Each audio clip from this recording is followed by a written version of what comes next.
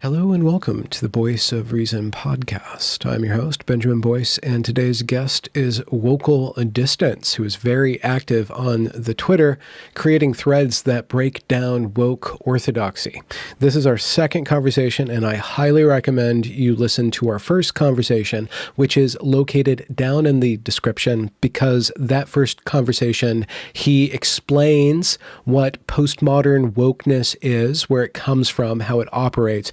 And in this particular conversation, I kind of push back against him, and we try to figure out where to go next. And we try to map out what is postmodernism, what happens after the woke, or how do we move from a position of criticizing the woke to something more positive. So that's basically the parameters of this conversation. You will have a good time, I promise you. If you don't, it's probably because you're too postmodern to really get our drift. I'm kidding. I'm going to get out of the way. Here's me and Wokal. So I'm just going to click that. Ooh. Hello. Wow. What are you wearing? Oh, once I have to. You're such a fucking Jedi. Hey, you gotta do it sometimes like that. How are we looking for the clarity of picture? I know last time that we did this. What's on your arms? What? Oh, Sorry. You look so cool. Oh, what? Yeah, These? you're rocking out with your gems out. Maybe you didn't see it in the last video. I dress like, the aesthetic I'm going for is like Prophet coming out of the woods more than anything else, right? Okay. So I think. And is that reflected in your life philosophy? You're always like walking out of the woods every chance you get. There's a ton of people who are, I'm in a suit, blue check sphere of the managerial class, right? Okay. Who are doing their thing, right? And who are giving off that vibe and setting that tone. And for me to do what I'm going to do, and for me to get my message across, it's almost going to be more useful for me to adopt the countenance, mannerisms of an artist or a prophet. Okay. Like right? You are very Obi-Wan. Well, yeah. And why is it necessary for the prophet to be removed from the lands of man? Why do we have a vision of a prophet on a mountain or in the forest and then coming back to humanity? Because you don't get to get a kind of prophetic vision and the kind of clarity that's needed to have a prophetic vision within inside the confines of a typical normal social situation. You're just not built that way. Look, if you want to do the prophetic thing, you've got to pull yourself out in the same way that if you want to write a math test, you can't do that in the middle of, I don't know, a football game. There's too much going on in a football game. You can't focus. Well, if you're going to get a prophetic vision for the city or for the town or for the country, man, you got to get yourself outside of the regular society so that you're not looking at things in that way, so that you're open to a new way of thinking, so that constant reinforcement that you're getting from when looking around is not there, that the influence of other people is not there, right? You've got to pull yourself back out. You know, Jordan Peterson's coming out with a new book, and Beyond Order, 12 Rules for Life. Yeah, I did a mini thread on that. Beyond Order is the quintessence or quintessential postmodern statement. That is thoroughly, you can't get more postmodern than Yes, I can. Beyond Order. No. Yeah, I can just say order. No, sure you can. If you construe order as being the very first thing you do, and then you have to move to the second stage. Yeah, order is the organizational thing. Okay, now that we're organized, now what? If you construe it like that, which is what I think he means, he's not being postmodern. Okay, so there's two ways to interpret it. One is to go outside, and that's the postmodern part. Wait, the two ways, or there's the second multiple ways to interpret it, right? Yeah, that's the product of postmodernism, right? Yeah. There's always multiple ways to interpret everything, but in and of himself, I don't think he's got a postmodern meaning. Well, I think he's. I think he's just saying we have to go beyond order now. We can't just content ourselves with having an organizational structure. We got to have something else to it now. Now that we've got our life in order, what's next? Yeah. Okay. Let's map out postmodernism. We did that in our previous interview, which people should look at. But postmodernism isn't necessarily a negative thing. People always accuse me of criticizing postmodernists, but I am a postmodernist, and I said I've never claimed to not be a postmodernist. I am a postmodernist, thoroughly. So I don't think it's a negative thing, but I think that there's kind of a negative. When you say you're a postmodernist, what do you mean by that? Well, I mean that everything, all knowledge is basically a bunch of Legos. And the task of an intellectual or a thinker is to test these different assemblances of thoughts into different structures. Like the deconstructive lens is just one way of reassembling order, of seeing how you can disassemble things to assemble things. I don't know. I would say, imagine if I took a rose and I just laid out the petals beside each other, all in a straight line. That would be kind of an ordered way of doing it. And then I put the stem underneath, and that would be an ordered way of doing it, but it would die.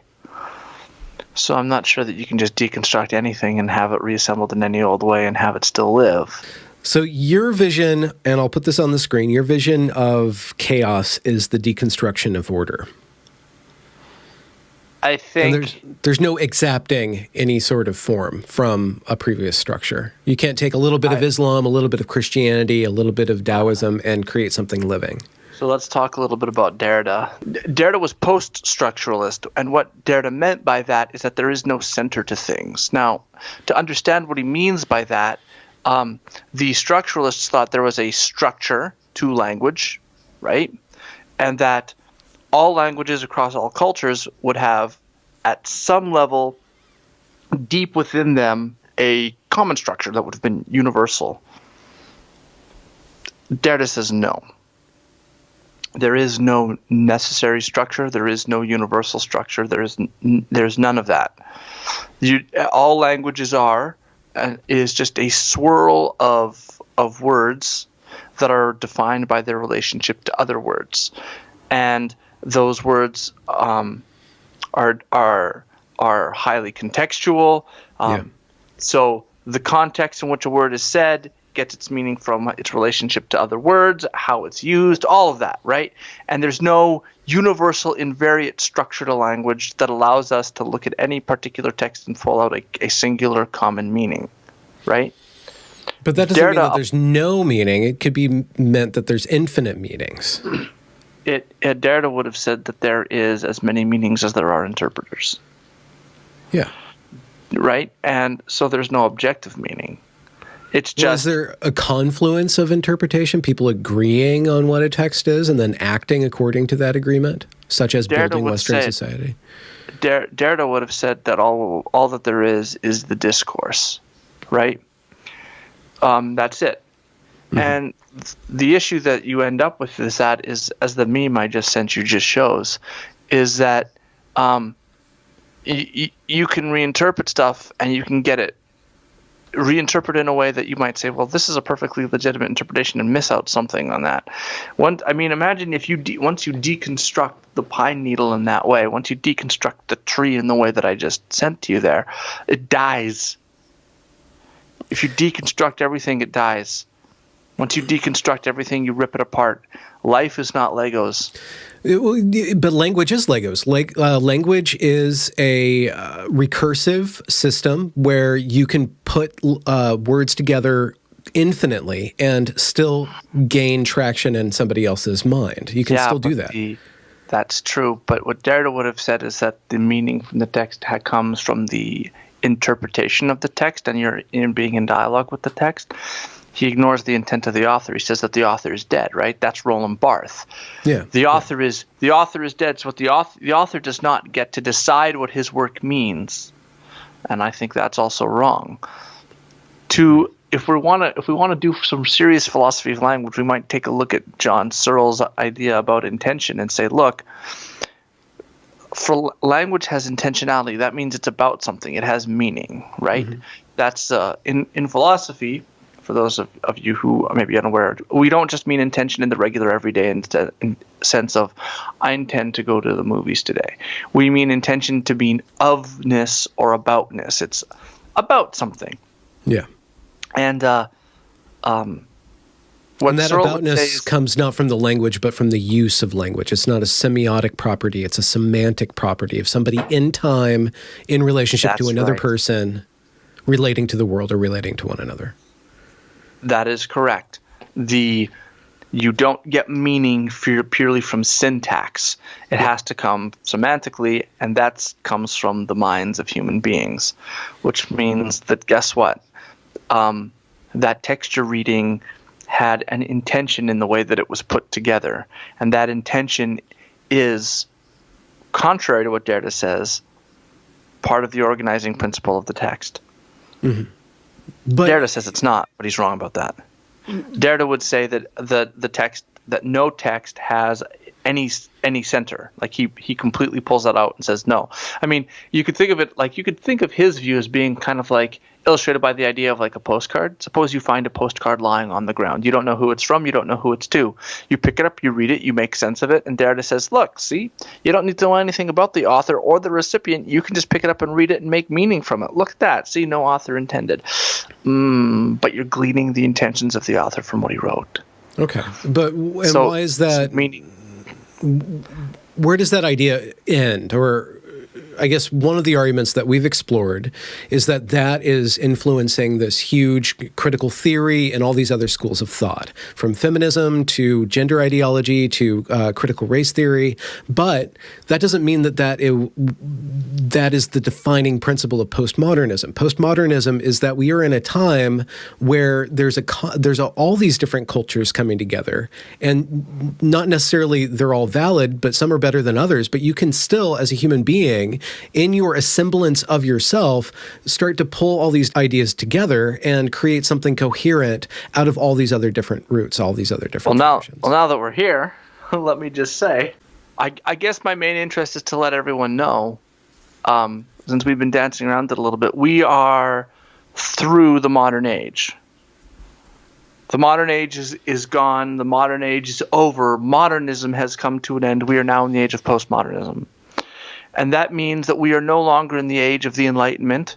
That has passed. We are in the age of the postmodernism. We are in the postmodern epoch where postmodern ideas, thinking, the postmodern vision of people hold sway in public life and in our institutions. That is my contention. But my contention is that that is not entirely negative, that there's a negative and a positive way of dealing with that, or of maximizing that. In food, like look at food, like all these different cultures. You think of Thai food as being spicy, but they weren't spicy until they imported chilies from South America, right? So this confluence of traditions. You look at music, you can have classical and R&B coming together, right? You can have these these melanges, if I'm pronouncing that right. That is postmodernism. Right. Well, I think no. Okay. I don't think that's not what that might be. There might be a part of the mixing and matching of various foods and various arts that is postmodern in a way in the artistic sense. But that's not what I'm talking about. I'm talking about we're talking about philosophical postmodernism. I'm talking about your contention is philosophical. It's only negative. It's always going to be nihilistic. There is no center. I'm saying that at the heart of postmodernism, there is a nihilism, because the universe is a centerless flux, and knowledge is intimately connected with power, and for that reason, objective truth does not hold sway. Now, I'm going to get some flack from a lot of the postmoderns for saying that. But I think that's the age we're living in. I think we're living in the age of narrative. It's the age of story. Mm-hmm. I think we're living in the age where What matters is who tells the most compelling story using whichever facts they have decided are relevant and germane to the situation. That's the era I think we're living in. And I'll do you one better. I did a thread on this. The Kenosha shooting is the perfect example. You could watch two different narratives of what happened build in real time. You watch them put together. You can see how the same video and the same audio and the same clips get cut up, washed of context, and then reassembled into the narrative that people want to see. And that is the age that we are living in. I don't think that I agree with you with the step that we are in the age of narrative. Those narratives only become real once they're ratified, and they're ratified in the agreement of the audience. Once people agree to see things in a certain way, that creates reality out of those different narratives. The narrative in and itself is not in flux. It comes down to the force of the people behind it.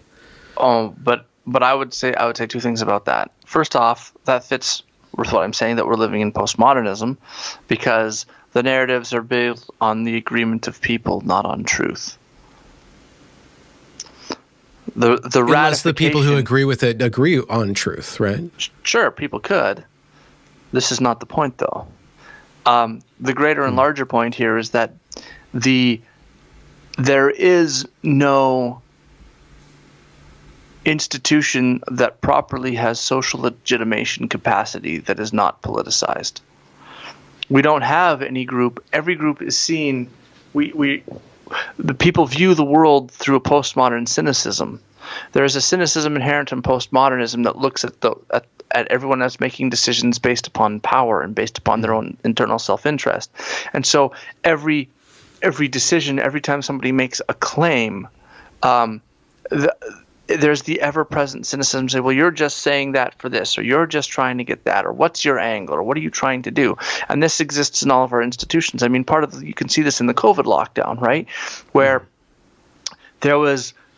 everyone was told to stay home, right? But when Black Lives Matter protested, they were giving an exemption, and it was like, well, hold on, why?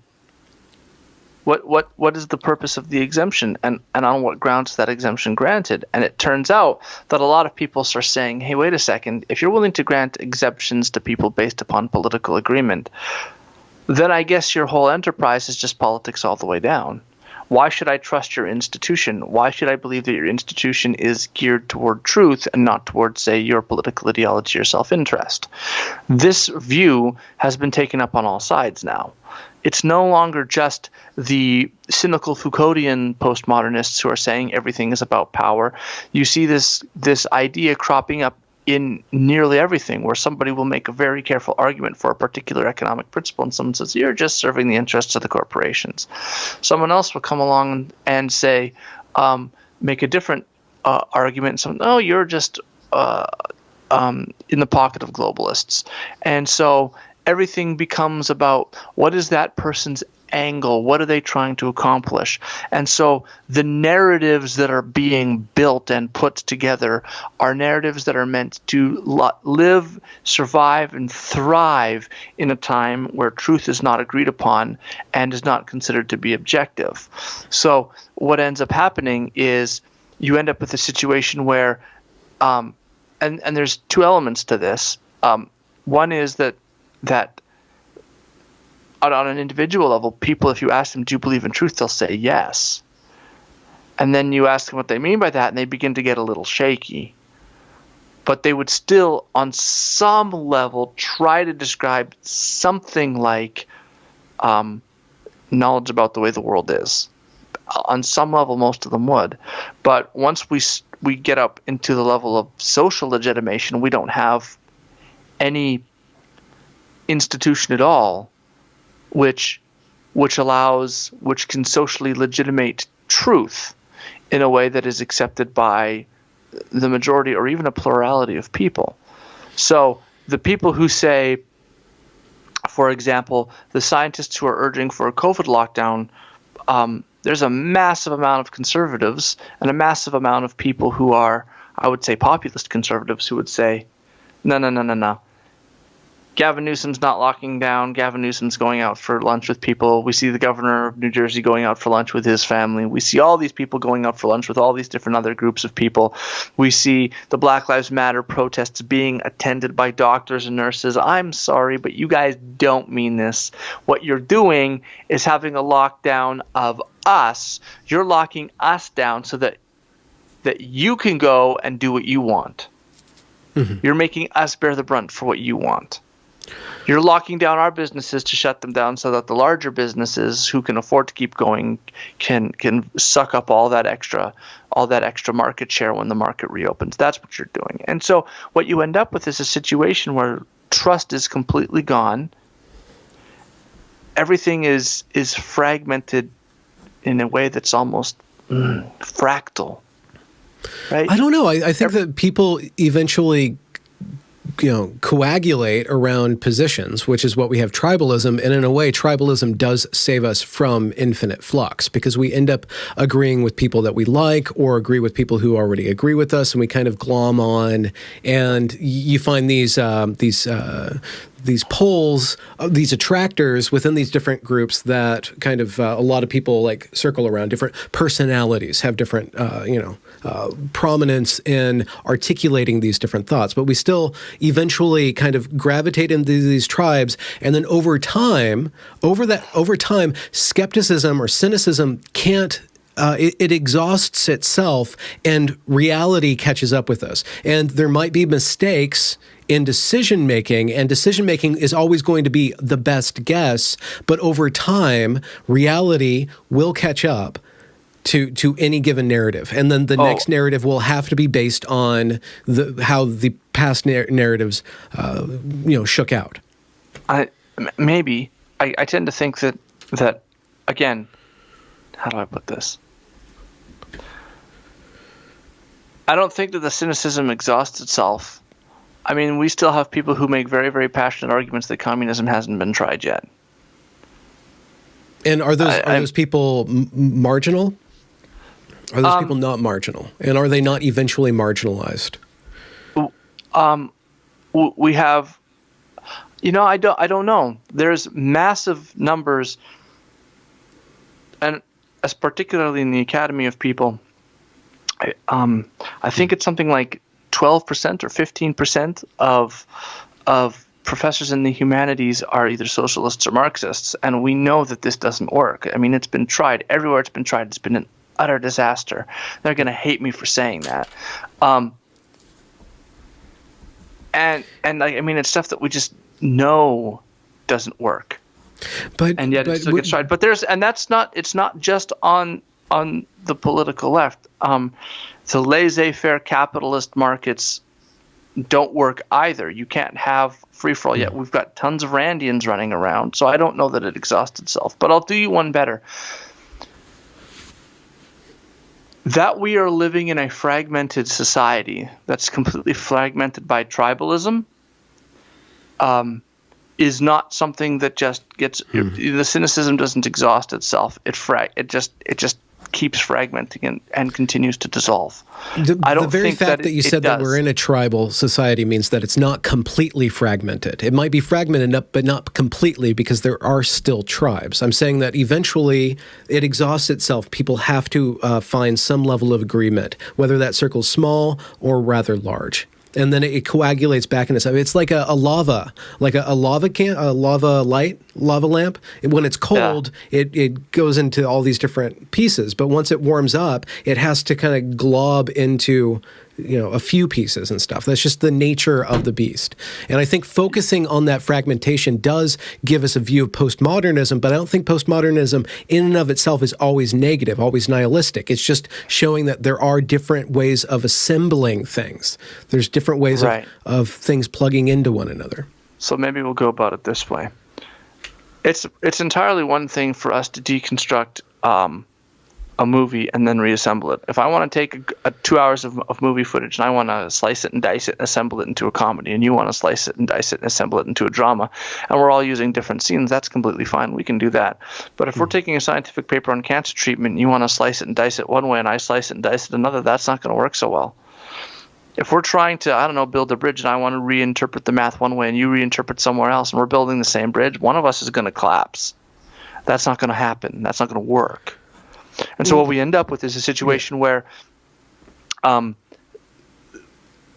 narratives are no longer tethered to the world, right? What gets socially legitimized doesn't need to be tethered to the world. It needs to be the best story. And what you have is an engine now with social media and everything else that's so overdriven, it's so pushed to the brink that what you're ending up with is a situation where the truth is no longer the thing which people hold on until it's absolutely catastrophic and they can absolutely no longer ignore it. Yeah. It's and we're going to have to, it looks like in some respect, we can pull back from this now. Not pull back. There is no way to pull back. The only way out is through. We can't undo. So here's another thing. Okay, so I need a little bit of leeway here. Okay, because we're going to build something. Okay. Okay. When I continuously say that we're in postmodernism, people will be like, well, what's wrong? It's like we're just building narratives. But that's what humans always do. What we've done now, the part of the reason for the cynicism is that we tend to we look at everyone and say, well, what's your angle? What are you trying to do? How are you trying to benefit yourself? You know, whose knowledge? Who decided that it was knowledge? What gave them the power to decide that knowledge? Who says that they're correct? Even concepts such as objectivity are now under question, right? Mm-hmm. Yeah. And the question for me is not,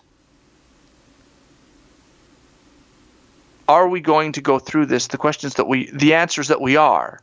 The question is how much is going to be damaged in the process. That's the question for me. There is reality wins in the end and reality bats last. I'm a very big fan of saying that reality is the thing that you run into when your beliefs are wrong. And because reality is the thing that you run into when your beliefs are wrong, it does in some way catch up. But the problem is that if all you have is narratives, then you can always tell yourself a story about why things went wrong in a way that avoids that reality. For example, the collapse of the Soviet Union. Well, that was because of the dirty capitalists playing their tricks on us, and the communism was actually working, but the neoliberal agenda did this, that, and the other thing, and you just ignore the fact that, man, you went bankrupt because your system doesn't work, right? There is always a way. Very often, a bad system will create worse conditions, which will then end up with people justifying the use of more of the bad system. The cure didn't work, so we need to have more cure. The problem is that we didn't go deep enough. The problem is that we didn't dive in enough. And so my point is that as we continue to do this, as we continue to fragment, as we continue to have different operant narratives about what the truth is, and no way to socially legitimate what the fact of a matter is, we are, and we have not just that, but in the cases where there are some agreed upon facts, the salience of those facts, the relevance of those facts, how they ought to be used is not agreed upon either. We're continuing to fragment. We don't disappear entirely because it would be impossible for us to have infinite fragmentation to the point where nobody talks to anyone else. That would be impossible. You couldn't have it so that nobody spoke to anyone. That wouldn't work. You couldn't have infinite fragmentation. It's just that there are no stable narratives. How do you? I don't agree with you. There are stable narratives. Every narrative that's coming up gets deconstructed almost immediately. Well, yeah, but it gets deconstructed in a thought experiment on social media, but eventually it pans out. Like the Kyle Rittenhouse. That's a really good example of this. Those two narratives will persist. There will always be people accusing him of being a white supremacist, out there just to shoot people. And then there'll be people who actually looked at what happened. I'm sorry, I'm part of that tribe. But those narratives will continue to persist. There's always going to be a threshold where the fragmentation can no longer sustain itself, and people will go to tribalism. Tribalism is a way to defend us from absolute nihilism because it feeds us better than nihilism. People don't have the intellectual capacity to be infinitely cynical, and they don't have the lack of heart to not get lonely out there. So they glom back together. That's okay. So there's some of what you said there that's true. Is that we can't. It's very difficult to be infinitely nihilistic and infinitely cynical. That's really tough. Most people don't have that. And that leads to despair. The problem is that anytime you try to, there are no narratives that catch for all of society, and there is no unifying thread. I think that there doesn't have to be a unifying thread. But there can be enough threads to make a stable carpet. No, there's no organizing principle. Yeah, there is an organizing. It's human belief, it collapses into desire. Right now in America, you have two groups, or more than two groups. You have multiple tribes, and they're all engaged in a sort of narrative warfare with each other, and they just deconstruct each other endlessly. Twitter is an endless deconstruction machine of people pulling out, reframing, redescribing along their narrative lines, and in all of this, the truth is completely crushed under narrative. Is it though, or is it just constantly processed? Oh no, it's crushed. There's the ability. How can I put this? It's the destabilization of truth. It's not. There isn't a common truth thread that's being constantly worked on. It's that every claim to truth is treated as a claim to power, and then having that internal power of it deconstructed. This is what goes on Twitter. Do you do that? Do you do that on Twitter? Oh, is that your MO? Is that the sum total of what you do on Twitter? To deconstruct? Yeah. No, I'm not. Okay, then Twitter isn't all that. There are people who are not doing that on Twitter. I would say, yeah, sure. I mean, I'm speaking in broad terms, right? But I would stand by my claim insofar as social media, everything, whatever the truth happens. I mean, and this is part Baudrillard's point. I mean, Baudrillard, I think ultimately that his view was wrong, but he did have an observation that we could make use of. He tells a story of a Borges fable where he says there's a map that is expansive and touches the world at every point, and that the world rots away underneath of the thing that's constructed over top. So he says there's a structure that's erected over top of the reality, and the reality rots away. The reality is lost. I don't think that's what happened, but I do think that people are thinking in terms of their narrative that comes from their tribe, and that the truth is slowly being lost underneath. And that the methods that are being used, because we have to think of this in terms of the methods, right? The methods of deconstruction and of power analysis and of these various things that are operating here lead us to a situation where somebody like Donald Trump can say something that's absolutely true, and you're just saying that because, and you're just trying to do this, and what are you trying to do, and you're covering up for that, and what about this, and it just ends up in a situation where, I mean, did he tell the truth or not?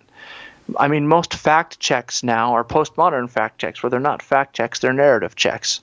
We're not checking to see if the fact of what the person said is actually true or not. What we're doing is checking to see how they use that fact and see if it comports with our narrative. Yeah. What hay are they making with that fact, and why are they making it? And it's like, at a certain point, what you're checking is not to make sure that they said a fact. What you're checking is to make sure that they used the fact the way you would want it to be used. And this is going on all over the place. And if you continue on like this, these two tribes bashing each other, eventually you're going to end up with a situation where people are removed and moved away from truth. And I think that is a very real concern. I don't think that it heals by us retreating into our tribes, because then you try to have a national story, try to run a nation that way. I think it pans out, though.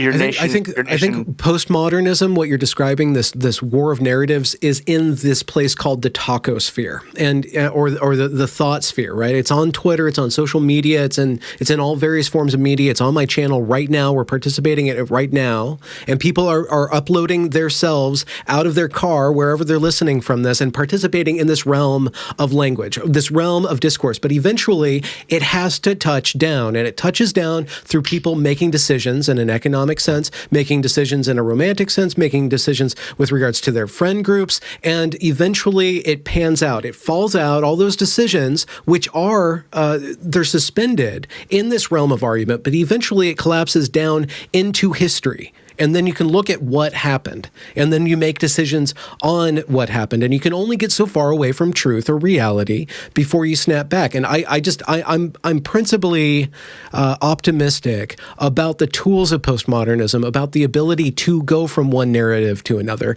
And I live that in the ability to do these interviews and meet people where they are, but then still have a coherent self, still have a coherent place where I do make decisions and stuff outside of that realm. This is where I push back, is that if you're going to say, well, we're going to write a history of what happened, it is really, really, really easy to write a history in a way, or to write a history of something that is not an honest accounting of what happened. That's a simple thing to do. And to do even one better is, as long as you're living in postmodernism and you can interpret that history however you want, then the history that you write doesn't matter.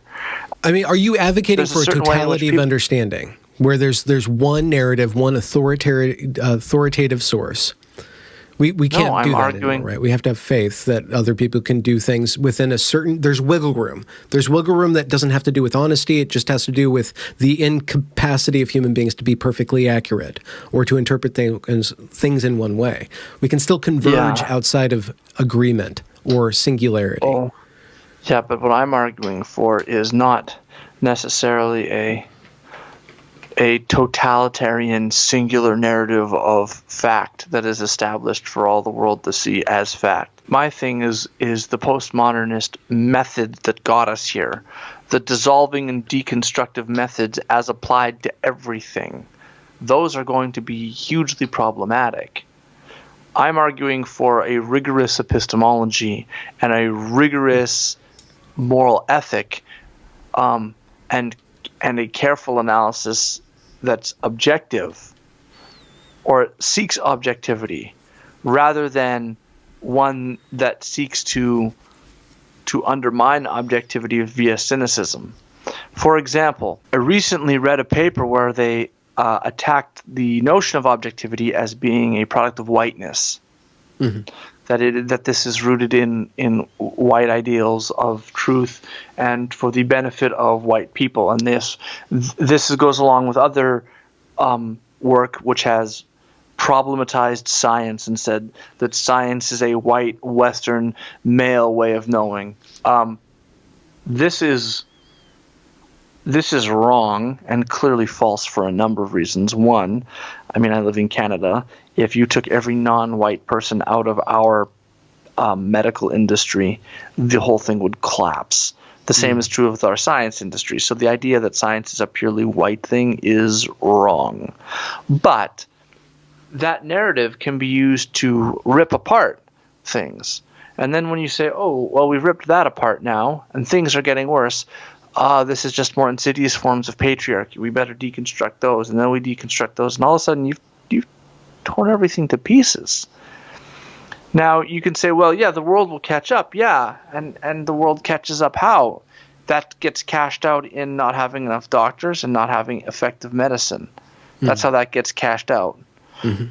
And then the narrative around the less effective things is, why are things getting less effective? Well, it's more racism. So we just keep applying and keep applying and keep applying and keep applying until the society is decrepit and broken. That, to me, would be where reality catches up. But I don't want to get. How can I say this? I want to know where to make my turn before I crash into reality's walls. Mm-hmm. I don't think crashing into everything is the right way to do it. I think we can use rigorous epistemological methods to set things up and still leave ourselves a broad track of where we're going without having to crash into everything first. I think what's happening right now, and I think what's happening right now is we are set in. There's a certain segment of the population, a large segment of the population, that is on crash mode. I mean, I posted the thing earlier of the woman who was in the church and affirmed her child, or had her child who was 3 affirm that they are a girl. I just want to tell them that I'm a girl. Okay, you can tell them that.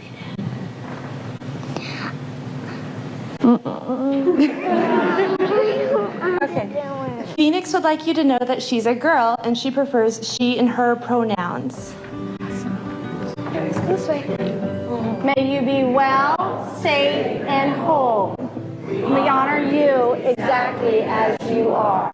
And I just posted, I think it is today, that the woman came up and was like, the boy's 7 now, and she said, no, that's wrong. That's not right. He's a boy. I don't know what was going on there. We shouldn't have done that. That was bad, right? She's pulled her son back from the brink in plenty of time. Yeah. A lot of people don't do that.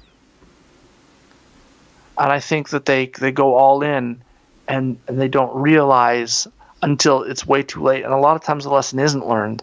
And a lot of times by the time the lesson is learned, the damage can be catastrophic. And that's what I'm worried about. Part of what I like to tell people is that I say we are living in postmodern times and Donald Trump is its first and defining president. That likes to bother people a little bit. People say, why? And I say, because Donald Trump is the first president who explicitly did his presidency according to narrative warfare. And it's the deconstruction. I mean, there's a video of Donald Trump saying, I could be, he says, look, I could be presidential. Hello, my fellow Americans. He goes, but you'd be bored. You wouldn't want that. No. You're not here for that. And what's he doing? He's deconstructing the norms of the behavior of a president. I mean, even Steve Bannon got up at CPAC and said, well, what are they after? The deconstruction of the administrative state, right? I mean, but Donald Trump is not reading French philosophy and thinking, oh, it's power knowledge. That's not what Trump is doing. Trump is not saying, look, we need to have, the power knowledge and the deconstruction of the literary text. He's not reading Derrida. That's not what Trump is doing. What Trump is doing is Trump had noticed that there are certain, from being on The Apprentice, effective narrative techniques. He understood the way that narratives were functioning, and he knew that when it came to politics, that things are fought on the ground of narrative.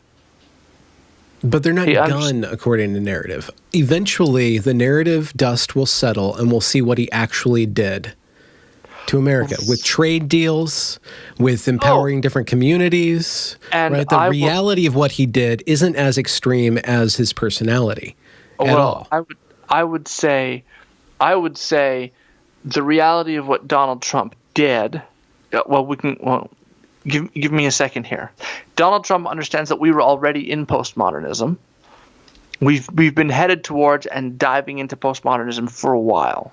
It's been here for a while, but he's the first postmodern president. The postmodern epoch has been here for quite some time. The age of narratives has been here for a long time, right? What Donald Trump did is just to lean into that and say, well, we're going to fight narrative warfare. So he tells whatever the best narrative is, and people say, well, Donald Trump lies. I'm just like, Donald Trump is telling stories, just like Barack Obama is telling stories. Is Donald Trump lying sometimes? Yes. Does Donald Trump lie? Yes. Does Obama lie? Yes. I mean, there's a There was a press conference that happened during Ronald Reagan's presidency in 1987, where he gets on TV and he says, I got on here and I told the American people such and so, and that was not true. That kind of honesty we would never see in a politician today. It would never have been required. It would never have been asked for. Now, that's not to say that Ronald Reagan didn't lie. I don't know his presidency well enough to know, but I know that he lied at least one time and came right out and said it. Eisenhower, when he was president, told a lie about a plane that had been downed in the Soviet Union, and then the Soviets pulled the plane out and pointed out that he was lying, and Eisenhower was nearly tempted to resign because he had been caught lying, and it to him that was unbelievable. It was unconscionable for him that he'd been caught lying. He told the lie to because of the import of what had happened and getting caught and how disastrous that would have been to foreign policy. But when the Russians caught him, he was just humiliated and embarrassed because lying still mattered. Lying was important. Now we expect our politicians to lie. And because we expect our politicians to lie, that's an expectation we have. I mean, what's the old adage that we say politicians are like diapers, they need to be changed often for the same reasons, right? We tell ourselves these jokes because we've accepted it, and now we're just looking at what narrative are they supporting, what narrative are they pushing out. We're no longer asking and demanding, in fact, that they tell us the truth and that we operate according to debating whether or not the truth is a good thing and what actually went on. That's why we have the narrative dust. And you can say, well, the narrative dust will settle, yes, but the decisions that we're making here and now are all being made in the narrative fog. And because all the decisions that we're making here and now today are being made under the cover of the fog of narrative, which would be a little bit like the fog of war, because we're doing it all within the fog of narrative. Making decisions according to truth is going to be real hard, if not impossible. So we're going to see what Trump did, possibly, if the people who are affected by it are able to get that narrative out, and if the people who can popularize that narrative are able to tell it, we might be able to have a story. But again, I mean, there's books out talking about how everything that Trump is involved with is a complete failure, and then there's books talking about how everything that Trump is involved with is wonderful, and we're going to end up with a narrative warfare about that. It will be consistently narrative warfare.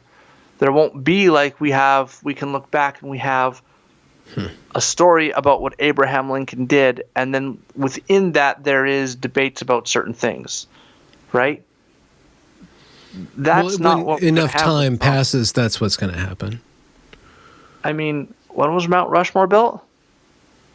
What was it, in the 50s or something like this? I mean, so it took 90 years for those men to be put on that level of a pedestal. I don't know that necessarily in 90 years there's going to be a truth telling about Trump. I mean, I just think that we're so caught up and raptured that all the decision, even if you could have an accurate historical accounting of the Trump presidency, it will be so far downstream that the lessons learned will, I don't want to say be too late, but they won't have any import, and we'll still be making our decisions right now in the narrative fog. I think that the ability to be in a post-singular narrative realm is not entirely nihilistic. It demands plasticity of mind, and it demands that there is some sort of allowance for wiggle room in these different interpretations. Now, we are in a moment of increasing crisis. That's true, but that can only sustain itself so long. Okay, so And it's not going to snap into a totality of a singular narrative. We're never going to go back to the Christendom or anything like that. We're always going to be in this diversity of ethnicity and of society and of individuality. So let me toss this out here for you then. There are certain ways in which you can have certain areas where you can have multiple narratives. I think art is one of those ways. Art is one of the areas in which you can have multiple narratives, multiple interpretations of a painting, multiple interpretations of a poem. The book has different meaning to me than it does to you. That works.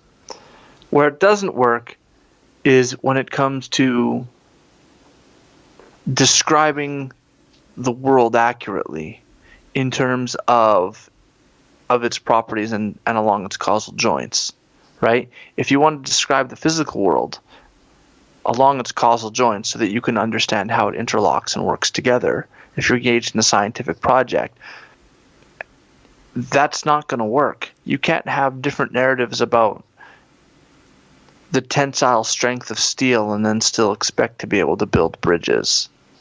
That isn't going to function well. That's not going to work. You can't do that.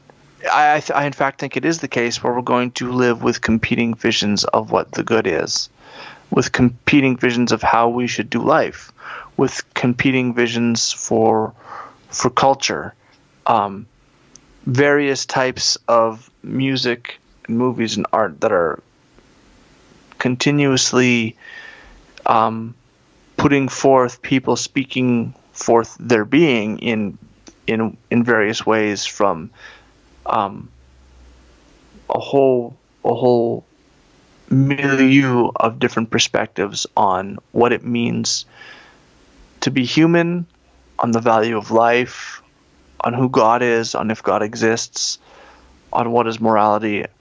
I believe that we're going to be living in that. But I also think that there needs to be an anchoring of all of those things to the truth, to a truth that describes the world in the way that it really is. Because I think that we're living in a world where we've developed technology and massive institutions. There's one kind of skill and rigor that's required to ride a bicycle. It's an entirely different level of rigor and skill and care that's required to fly an F-15. Those are two completely different things. Those are two different levels of understanding and knowledge that's required, and care and accuracy that are required. And so, although I do think, yes, there can be multiple narratives for what is good, multiple narratives for morality, there does need to be a core.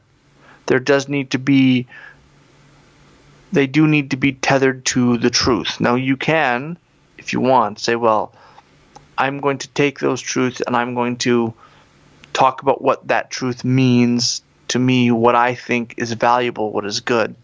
There can be discussion around that. But you still need to be tethered to truth. Because at the level of technological advancement we have, crashing is not like crashing a bike. Mm-hmm. Crashing an airplane is not like crashing a bicycle. Right? And we're in an airplane. And so I can allow for different modes of art. I can allow for different religions and different religious contexts and different beliefs and different understandings of how to make meaning out of the world.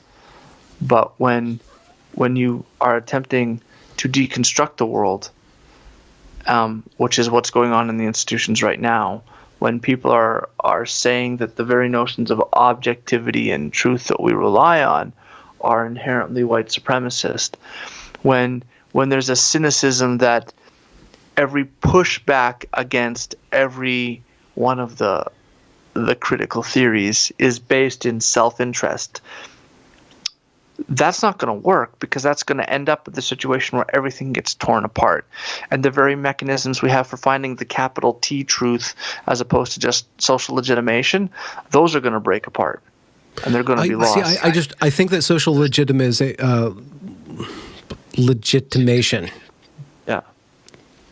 That is going to be a failsafe. I think that the ideas can only go so far because they are ridiculous, and that the work of pointing them out is still ongoing, but it's nothing new, and it continues apace, right? And as these things are ascendant, I think that with Trump, insofar as he is no longer in office,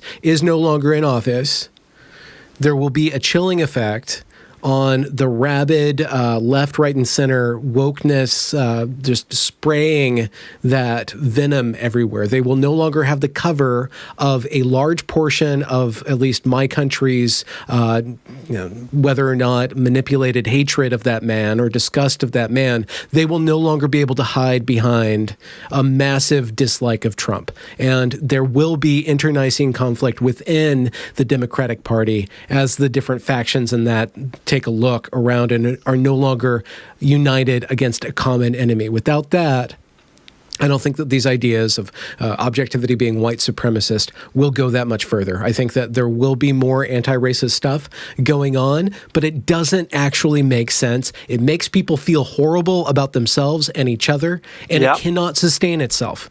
Once it goes critical, like what you have at Evergreen, and it won't always go critical like it happened at Evergreen, but eventually it does go critical, or it just runs itself out. I have faith in human beings, their aesthetic and their ethical sense of things. And the social legitimization or the social capital that these big institutions are expending on stupid fucking ideas will eventually marginalize themselves, and new media will rise. However, we do still have that hegemony of Twitter, Facebook, New York Times, all these people enforcing a narrative that is very explicit in this past election, where they came down very hard in favor of Biden and were very explicit on what they controlled with the narrative. So we do have more narrative battles to fight, but that is against a bigger mechanism, that hegemonic mechanism of whatever globalist thing. I don't want to name it because there is a lot of conspiracy baggage around that, but... Right. I think you're right that this can't keep going, that it's going to crash. And I've said, I think a couple of times, that it's... The question is not if it crashes, the question is how much damage does it do? I also agree that at some point people are going to have had enough. People are going to get sick of it, and they're going to say no more. Postmodernism is now in the light of day.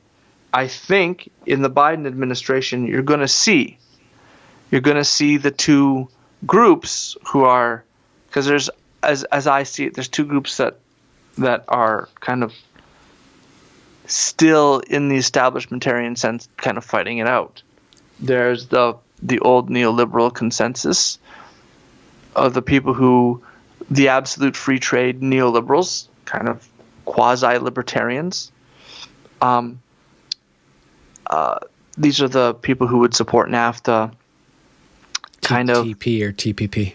Yeah, TPP. This is, the Clinton consensus, the Clinton people, some of the old Obama bros, as they get called sometimes, and then the wokeists.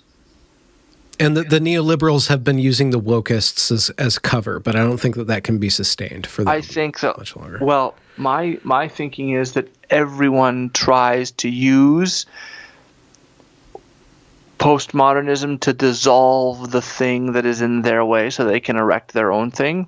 They use postmodernism as a bulldozer to take out anything that's in their way first. This is what Jeff Bridges was doing at Evergreen. He thought he was going to use what? Jeff is the dude, George is the president. Both are Bridges, though. Oh, George Bridges. Right. Sorry. You could edit that part out. Jeff, I like to drop Bridges, the dude. George Bridges does not abide. No,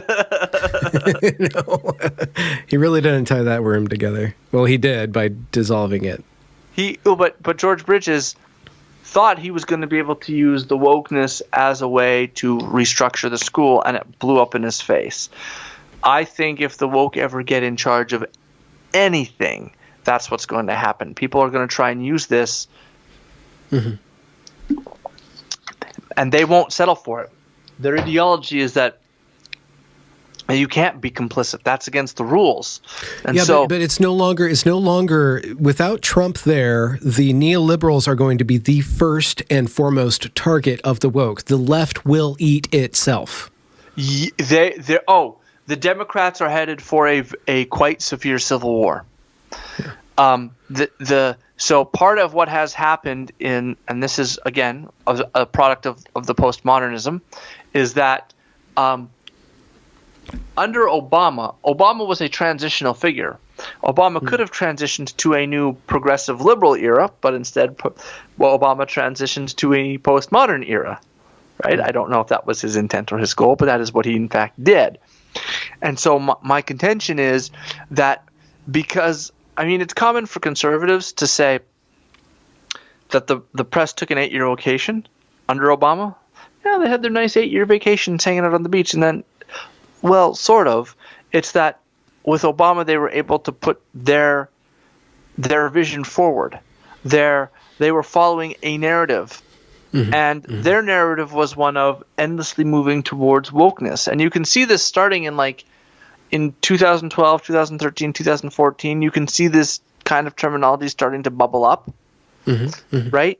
And they're looking at Obama's racial reconciliatory rhetoric as the nice baby steps that we can use to eventually get to the woke Paradise. The woke mountaintop, the woke heaven, intersectional heaven. The Woku Pichu? Yeah. I think that when Trump came in, that was like hell on earth to them in many ways. And so you can see that moving back and forth between Trump and Obama exposes this narrative thing that's going on, right? This narrative warfare. It's a little bit easier to see. Going from Obama to Clinton, it would have been a lot harder to see the narrative warfare, but now it's just obvious. And also with Trump making explicit you are fake news, it's easy to see that the narrative warfare comes up, right? But I agree with you that it can't last. So here's what I think.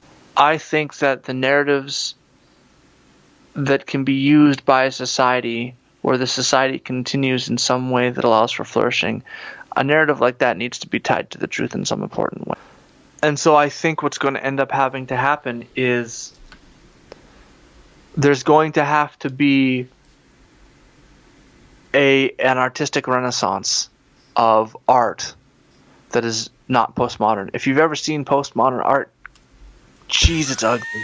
I hate it. Postmodern Every time art I walk through a so ugly.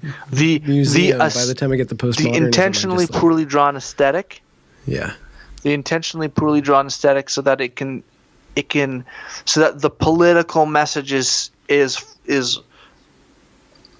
right there, right? That is intentional, because we don't want to distract from the beauty. We don't want the beauty to distract from the message, right?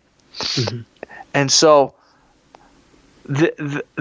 Also that it's always in the meta of having to play around, which is why you tape a banana to a wall, because we're always challenging the conventions of art. We're not building something beautiful.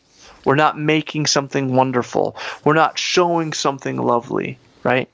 And then it takes all the most cynical ideas, so that as soon as you point out, a beautiful family, someone's got to come along and point out to a single 55-year-old person and say, see, they're just as fulfilled. And you kind of go,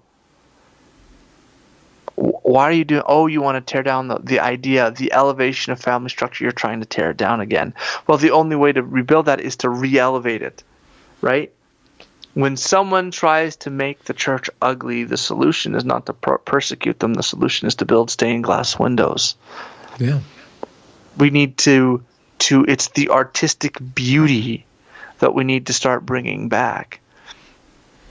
The conservatives need to not worry so much about trying to argue with Jim Acosta The people, those of us who are conservative now, we are living in a realignment.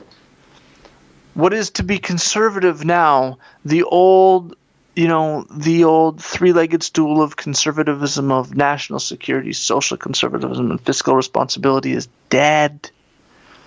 You're conserving now a society, my friends. You are trying to conserve a civilization. You're not trying to conserve a particular set of conservative policy prescriptions so that you can go back to not caring about politics and living in your society, which you're like.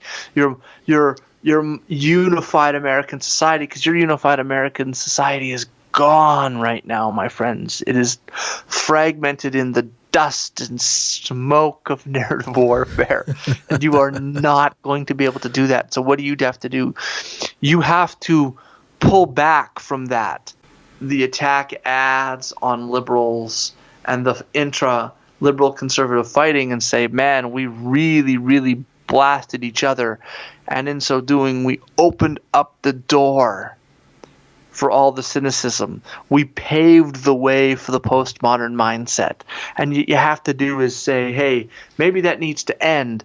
Maybe we need to give up our goal of another tax cut. Hey, maybe absolutely unfettered markets do lead to giant, enormous corporations that have way too much power, who can then turn around and enforce narratives to keep us quiet when we're trying to defend our civilization. Maybe that wasn't such a good thing. And so maybe the conservatives have to back off of some things and grab on to the liberals and say the new conservatism is not that old stool. The new conservatism is for the people. It is going to be populist. It is going to be civic-minded. It's going to be focused around truth. The narrowness and the anchor will be provided by truth. And then it will create the possibility of a sort of cultural pluralism nested within a civic nationalism that can survive. It's going to be multi-ethnic. It's going to be built around the rediscovery of the importance and the value of family, rather than taking the most cynical view, as was it Betty Friedman said, that a woman staying in the home over the stove is like a prisoner. That's going to be gone. That cynicism that motherhood is just a construction of patriarchy to hold women down, and that fatherhood is just a vision of toxic masculinity, that's going to go. It's nonsense. And we're going to have to start building. And the conservatives are going to have to start making nice and realizing that they desperately, desperately need liberals. Why do they need liberals? What do liberals bring to the conservatives that they can't get from their tradition or their we'll call them the establishment conservatives need the establishment liberals, and the establishment liberals need the establishment conservatives. Why? Because it's the gas pedal and the brake of the new vehicle to be able to build the society. That's why. The conservatives will be the ones who say, careful. And it's the liberals that like to dash into the future. It's not about the conservative coalition of national security and social conservatism and fiscal responsibility. And it's not about the old liberal consensus of unions and ethnic minorities and how their coalition fits together. Those coalitions have been dissolved by the postmodern mindset. No, it's something new. It's to say to the liberals, the conservatives need to look at the liberals and say, we need your openness and your ability to create, and you need the gravity of our being tethered to the world to prevent this whole thing. We need the engine of liberalism, or the engine of the progressive liberals to move forward and to create art and to see the possibility. But they need the conservatives to tap the brakes when we're going to crash.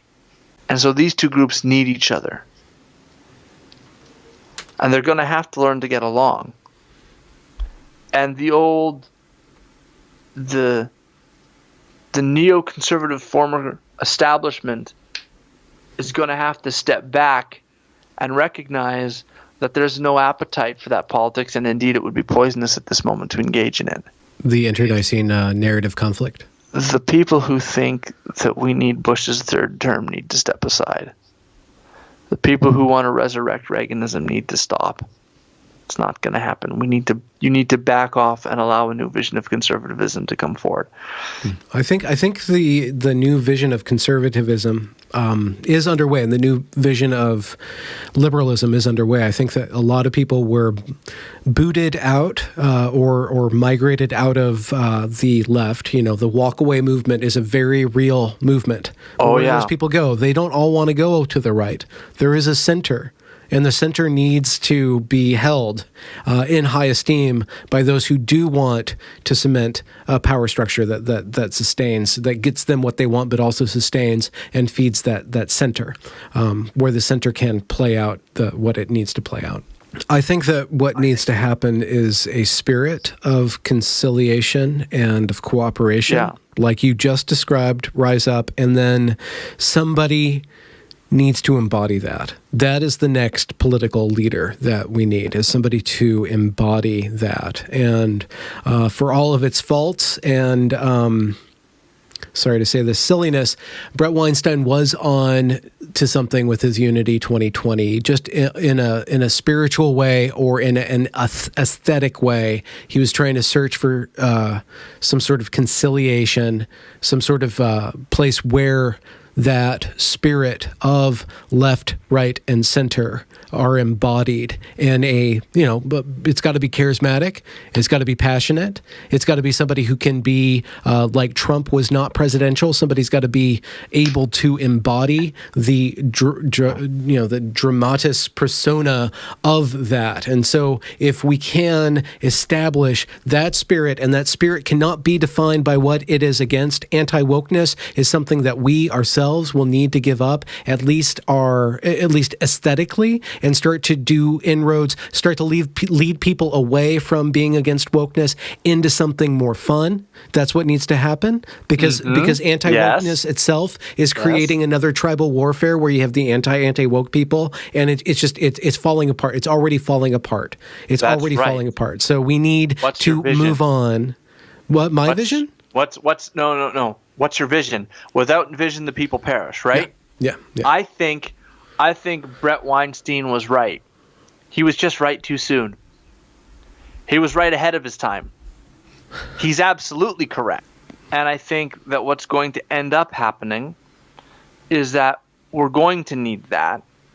And anti-wokeness in and of itself, and agreeing that wokeness is bad, is a starting point is a necessary starting point.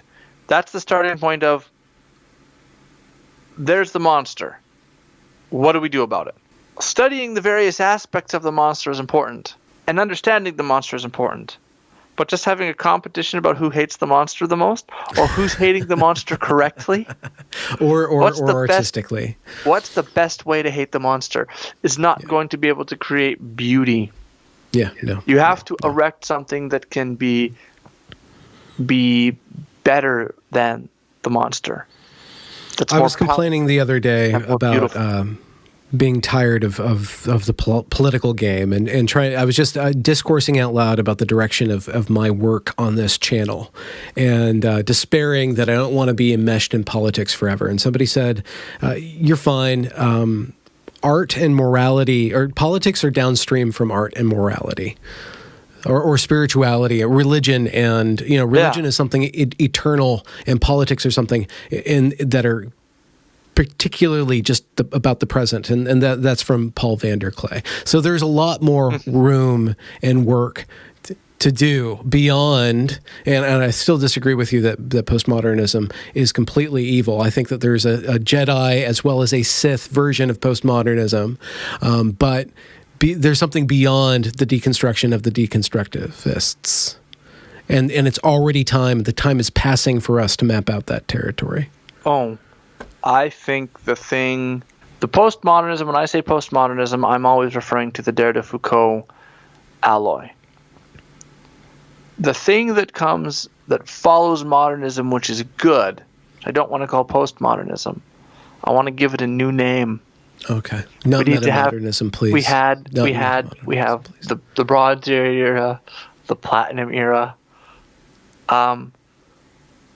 Adamantine era? Well, it's kind of the silicone era. Oh.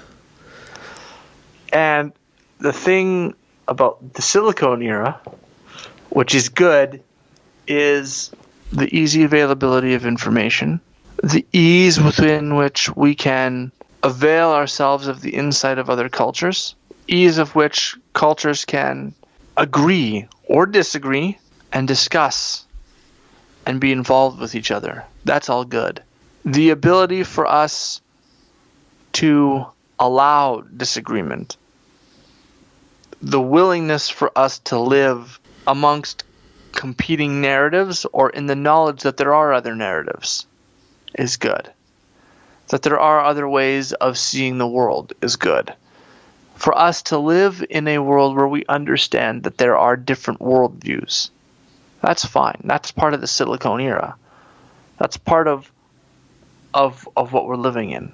But I think that the other thing that we can learn from the silicone era, which hasn't quite translated, is that it is good for us to have our little pockets of different meaning and of different value.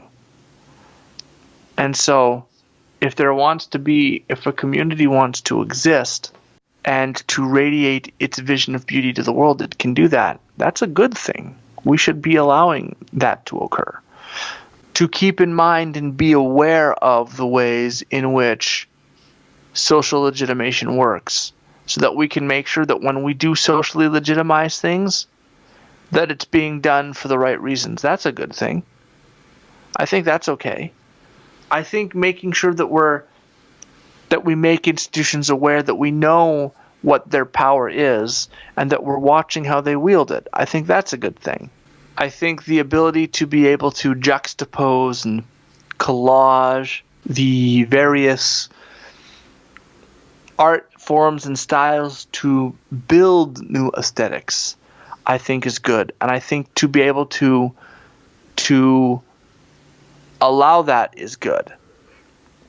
So I think there are elements of this which are of the silicone era which are good. I also think the silicone era invites us to new challenges and new temptations. I think anyone who's experienced phone brain from staring at your phone for 4 hours at a time knows what I'm talking about.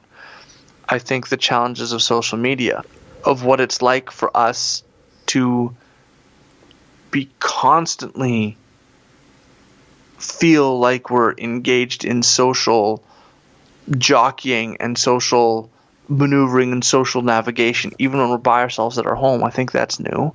I think that's a challenge that needs to be met. And I think there will need to be norms and values that grow up around that. Yeah. I think that's important. I think we are in the infancy, well, probably the toddlerhood of the Silicon era, and that's why we're witnessing so many tantrums. But I think we can move into a more preschool and then kindergarten era. I think we just have to manage our willfulness and get breached or potty trained, as the Americans say.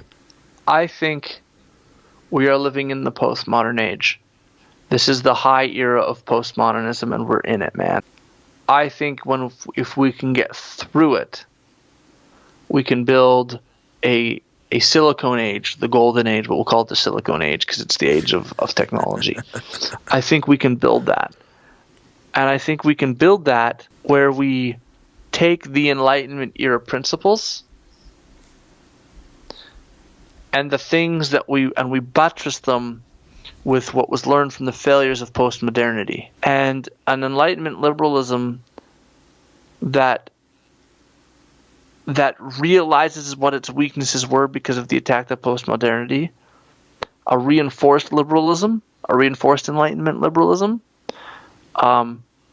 anchored to values of truth, but also of, I guess, those classical, so-called classical liberal values. Yeah, but buttressed by an awareness of the ways in which, an awareness of the criticisms of postmodernism and that deals with them, that accounts for those. That sets that sets up an ability to be able to take someone like Brett and Heather Weinstein, who are very, very far left, almost socialists, very nearly, and somebody like me who would be, I mean, at least in Canada, I'm a conservative. People like me and Brett can get together with common principles to build the silicone age, and then once that's established, I think that sets the stage for a renaissance. Actually, let me revise that. I think that the renaissance needs to happen first before a vision of a world where me and Brett are on the same team politically is realized in a greater culture. I'm ready to do that now. Yeah, I think we're on the precipice. I do think we're on the precipice. It might take 5 or 10 years, but I think we're on the precipice of a renaissance. I think that the fallowness of media, the destitution of our institutions of art and culture, are just they're at an apogee. They're at a nadir, and it cannot hold. Their last gasp was hating the previous, insofar as he's the previous president of the United States, and pushing these absolutely absurd claims based on whiteness and based on absolutely insane gender ideology that is already meeting with reality. And the fruits of that horrible ideology are ingrained in the bodies of our youth already. And droves of them are standing up and speaking out against that. And it just, I think that there's hope. I think that there's no reason to despair. I think there's ample room to laugh at the nihilism and the cynicism. Yes. And in that laughter, attract and magnetize people towards building something beautiful. The comedians are already doing it. The comedians are on board. And I think that the absurdist gender ideology, we're gonna be stuck with that for a little bit. But I think people are already starting to kind of go, no. People were giving it the benefit of the doubt for a while. Be like, okay, yeah. But now that people are seeing what it actually is, and the more people I see who are fully understanding of what that ideology and that worldview entails, the more people I see, the more people will reject it. And so I ultimately think that yes, we have to recognize that we are in the postmodern era now. Everything dissolves. But reality is the thing that you run into when your beliefs are false. And because reality is the thing that you run into when your beliefs are false, this is going to run aground somehow. And so those of us who have seen it have to, A, be willing to explain to people what you do, what this postmodernism is, how this stuff functions, and then be able to kick back at it. We have to be able to do that. We have to be able to push back and kick back at it. Show people how it works, show people why it fails, show people why it's flawed, and then we can start giving them an alternative vision in the form of a renaissance, which leads us into a new silicone age. That's what we would like, into a new age of a technology-infused civic nationalism that is not a technocracy. Mm-hmm. I think there's a lot of work to do. I'm bored of being anti-woke, and I want to do something better. Honestly, good. Honestly. Honestly, that's good. I want to make it known to people what the wokeness is, because my thing is I think that wokeness is extremely vulnerable, and its Achilles heel is that it can be understood. That's its weakness. And laughed at. Once people understand it and they see how hollow it is, and see how utterly nihilistic and broken it is, you can get rid of it. It goes away. It dies slowly, but it dies. You can kill it. Yeah. But then you need to have something in its place. And so I think at some point we have to start giving voice to the artists and the musicians who are espousing values of family and joy and love and beauty that accept the beauty and the diversity that exists in the male and female bimodal nature of human beings.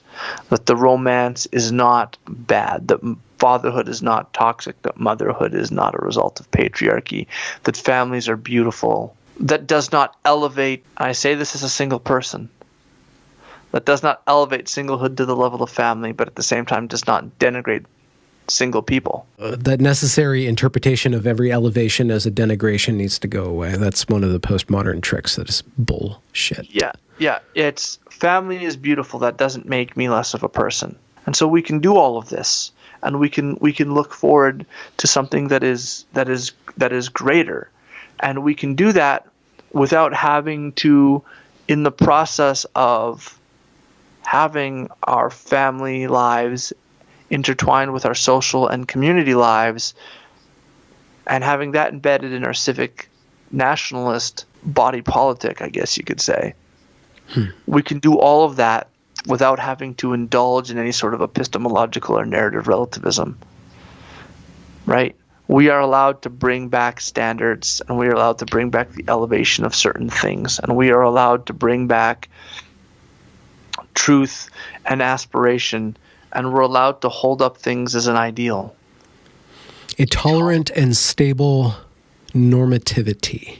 Yeah, we'll call it a broad orthodoxy, a large orthodoxy. What about the bros though? A brothodoxy? Could that be the new patriarchy? Brothodoxy. Orthodoxy. We could have a brothel in there too. No, I'm kidding. No brothels. Yeah, I just think we could have a beautiful orthodoxy. There we go. Yeah. I have to go. My cat is screaming. Wokal, I'm sorry to disappoint you with this unexpected conversation. You haven't disappointed me at all. I don't have any right to determine how the conversation goes.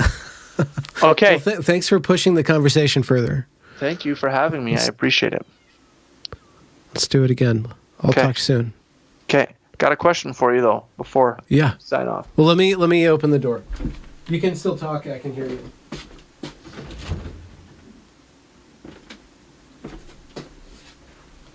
I can hear you. You can hear me? Okay. Yeah. Oh, you couldn't hear me. Oh, it's the kitty. Hello, kitty. This is Bodie. He's going crazy. Aw. That's a boy? Oh, yeah. He's a bro. He goes outside and he really needs affection. He really needs it. He needs like a really hard rub down every 6 hours. Aw. Orange cats are almost always male. That's great. Really? Yeah. Yeah. I used to have one. I think 80%. Sounds anecdotal, dude. What? 80%? Are you serious? Wow, that's a lot. That's what I heard. So, this conversation went in an entirely different direction. Congratulations for reaching the end of the podcast. If you enjoyed this product, consider donating to this channel via paypal.me/Benjamin Boyce or joining me on Patreon. Also follow me on Twitter at Benjamin A. Boyce. Have a good night.